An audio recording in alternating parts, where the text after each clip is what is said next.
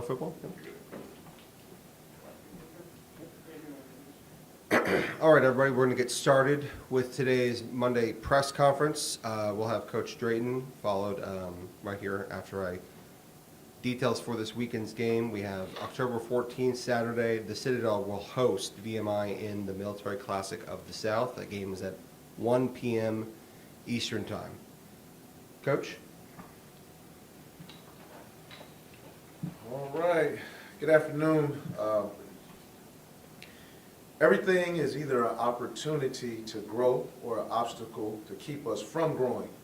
We get to choose. So it's perspective. Not a moral victory, because we do not believe in moral victories, but we did play better. Offensively, we had 18 first downs. Grayson threw for 226 yards, career high for him. We had two receivers to catch passes or have receiving yards of 50 yards or more. We were inside of Furman's 10-yard line 4 times, 0 sacks and 34 attempts. Our average per completion was the second highest against Furman's defense. The only one to beat us was their FBS opponent, who they played this year. We had 3 drives of 10 plays or more. So very, very positive on the offensive side. The one downfall, when you get in someone's 10-yard line 4 times, you have to come away with more points. We came away with 14 points, and we had 2 interceptions as well. So we got to improve those. Defensively, 6 tackles for loss. That's always huge. Carson Walter is a tackling machine. He finished up with 16 tackles, 1 forced fumble.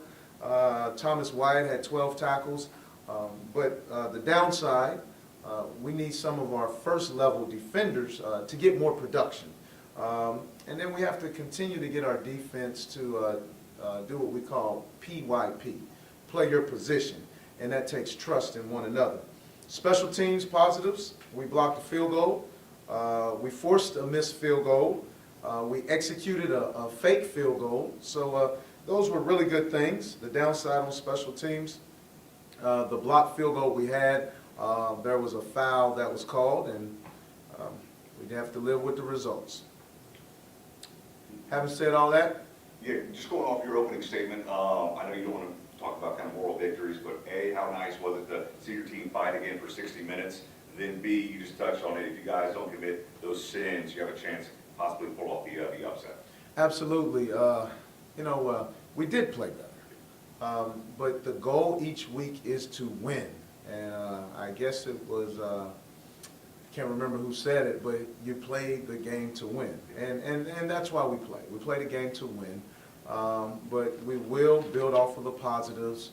You talked about the sins that has hindered us all season. They are decreasing, but it's time for us to go before the Catholic priest and have a confession. Those sins, they have to end, right?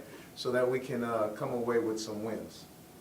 I mean, y'all played Furman closer than anyone else has this season. I mean, do you feel like you were in that game? Because, again, obviously still scoring in the fourth quarter. I mean, what does that say about your team's fight and kind of staying in this game, too? Yes, well, we never really had to question a fight, right? These guys, they're going to fight you to the end.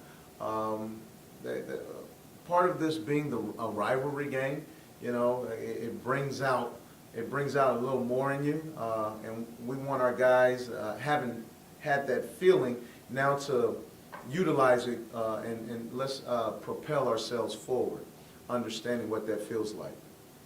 Obviously, Grayson had a better day of passing, but how do you get kind of the running game going as well?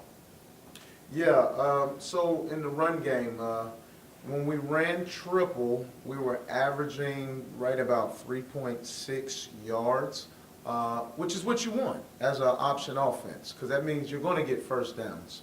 But sometimes we got behind the sticks, and it had to pull us out of our triple DNA. So we have to win the early downs so that we can stay on schedule. You got off to a faster start on both sides of the ball. What in practice, obviously, that whatever you're doing is working. How do you build on that moving forward? Yes, we changed some of the practice structure and what we were doing to create fast starts. We'll continue to build off of that, but at the same time, we have to, concentrate on some other things as well. Our problem right now is we have to get good at everything in order to get a win. So we can't just rely on a singular focus, going forward. With your special teams background, was that your call? Was that your play for the fake field goal there in the second quarter? Well, let me say this. I want to brag on our special teams coordinator, Cade Rainings. He and I met when I was working for the Green Bay Packers in 2018, I believe, and we meshed immediately. I've always stayed in touch. He has a brilliant mind when it comes to special teams and outside the box thinking, and a lot of times we have to reel him in. He's Captain Chaos. But I'm very, very, very excited that he's with us. And yes, actually, let me detail it a little more. Our specialists came up with the initial thought and play. Cade refined it, and then obviously I made the call. Tackling was better. Was that something that again you guys have been working on? And you talked about some of the best tackling drills you've seen. So what was that? What's going on there in practice there? Yeah, so the guys, the defensive staff, they have created the best tackling circuits that I have seen. We have drill upon drills that creates human beings being in a football position in a game, and so that we can get reps doing that while keeping our guys safe, right? Because we can't constantly tackle guys to the ground all week long. So they do a really good job with that. But I think the overall theme to this is if guys hustle to the ball, all right, and one guy misses, the next guy is right there to help his buddy out and get him on the ground. So I attribute a lot of it to just the hustle and heart of the individual. When you played here, how many days a week in practice did you do live tackling? And what is it now? Well, under Charlie Taft, it was totally different. It was a different era of football. It was a different human being at that time. But we tackled to the ground, I would say daily, with the exception of Friday. We would have drills such as perimeter drill, inside drill, full line, half line.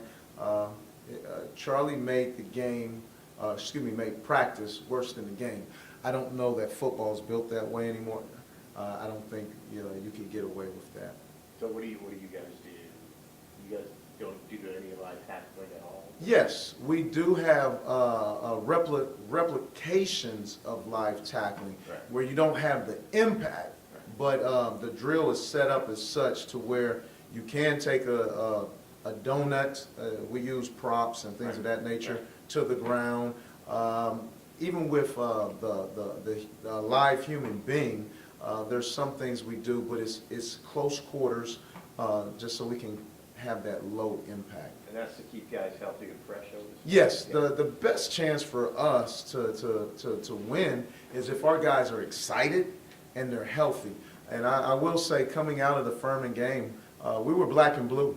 We were beat up. You could tell we're in the 6th, 7th week of a football season and played a hard-fought game. The training room was full. When you look ahead to Saturday, what are you telling your guys about the history of the Silver Shako? Well, I believe we've played 78 times. I know for a fact that the last 2 years we have won, so the Silver Shako is in Charleston.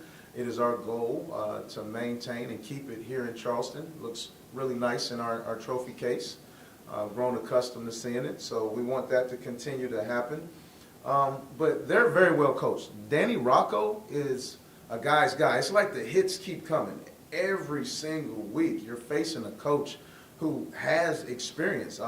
Danny is a 6-time national finalist. He's been head coach for 16 plus years. He's won seven conference titles at the FCS level, 4 in the Big South, 3 in the CAA. He's coached at the FBS level. He's coached in the NFL. I've always admired his coaching style and what he's been able to do. So we have our hands full with VMI. They kind of ran a little bit of like an air raid thing last year. What are they running this year for the coach? I tell you what, he hasn't got far from his roots, but I do want to talk about one of their better players, Chance Knox, a receiver, number 6. He's out of Capital High School in Charleston, West Virginia. And the reason why I wanted to highlight that is because I lived in Charleston, West Virginia for 10 years. Believe it or not, Duran Lawson and I played for the same Little League team, the Western Generals. So I'm looking forward to asking Chance who he played for. This guy's slippery, he's elusive, he runs very good routes, and he's done it throughout his whole career there. So he is now a senior who played as a freshman. And we're hoping that we can replicate some of that too with our young freshmen. Also, they have 3 guys that are from the state of South Carolina. 2 of them are from the Low Country.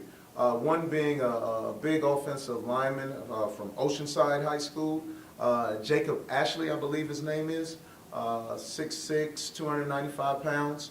And then number 16, Jaleel Porter, I believe he played at West Ashley.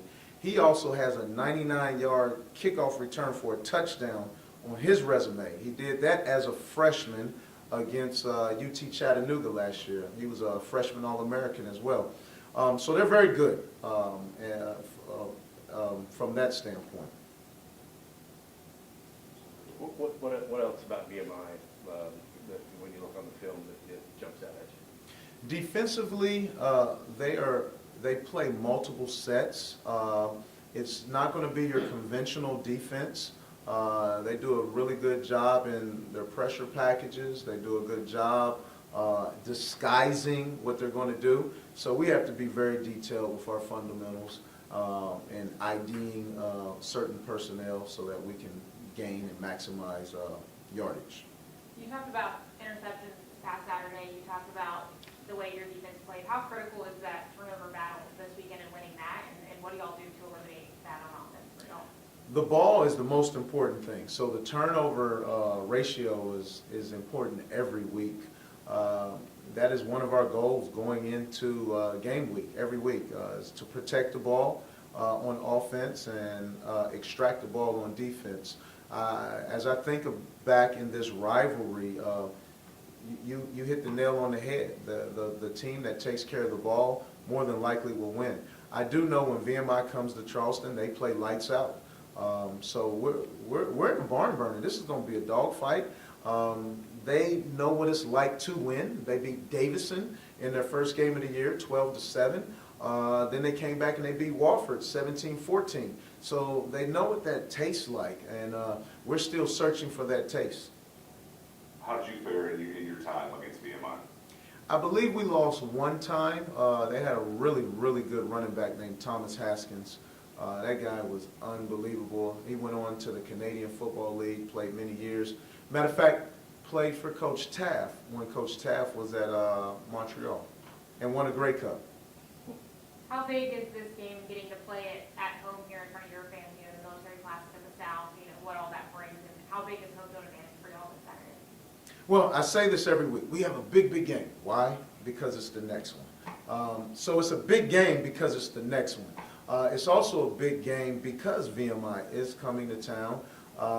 It's very important for us to turn around and look in those stands and see the Citadel faithful cheering us on, because our guys, they feed off of that. They need that energy, and it's nothing like being at home. The entourage that went to Furman this past week, it made a difference. It made a difference in that game, and so we're very thankful for those who made that trip to Greenville. Dustin, what's his status? He's still in protocol. When he's healthy, believe me, we'll have a plan for him. But until that happens, we're going straight ahead with Grayson and Varney.